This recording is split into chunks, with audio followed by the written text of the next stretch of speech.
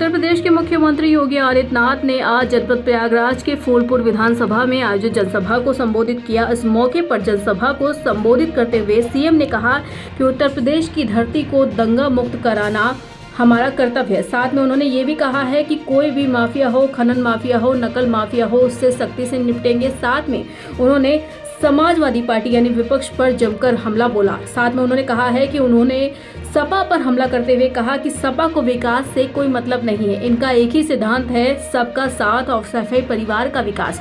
सबसे बड़ा उन्होंने एक आड़े हाथों लेते हुए सपा पर वार करते हुए कहा कि आपराधिक कृत्य से ही उनकी आजीविका चलती है। साथ में शुचितापूर्ण परीक्षा सपा को रास नहीं आती है।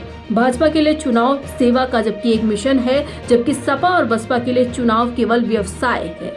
अपने काले कारनामों को अंजाम देने, जनता का शोषण करने, कर्फ्यू और दंगा करने के साथ साथ लूट खसोट और भ्रष्टाचार का सर्टिफिकेट इनके लिए ही है। इसलिए चुनाव में इन लोगों की जमानत जब्त कराना जरूरी है। राष्ट्र प्रस्तावना के लिए लखनऊ से संजय श्रीवास्तव की रिपोर्ट।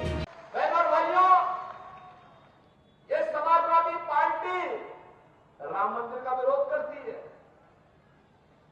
दीपोत्सव का विरोध करती है,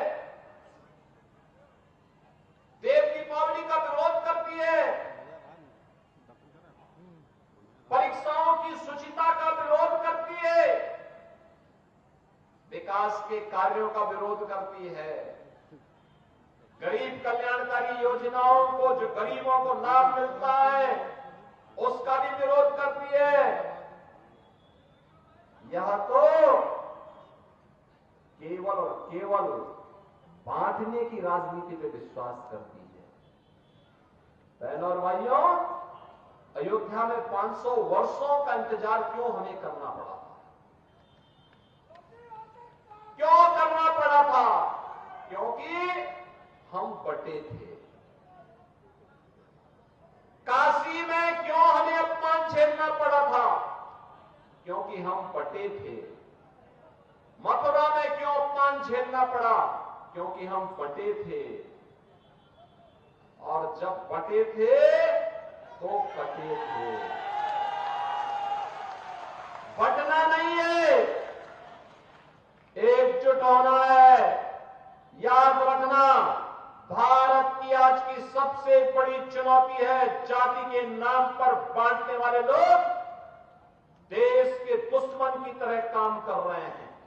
ये आपको जाति के नाम पर बांटेंगे, तुष्टीकरण की नीति पर चलेंगे। दुर्भाग्य से अगर सत्ता कभी ऐसे लोगों को मिल जाती है तो गरीब हिंदू तक ही लगाई देखते रह जाता है, लेकिन कभी उसको शासन की योजना का लाभ नहीं मिल पाता है। आपने पिछले 10 वर्ष में देश के अंदर 7-7.5 वर्ष में उत्तर प्रदेश के अंदर देखा होगा 56 लाख गरीबों का मकान मिला, कोई भेदभाव नहीं।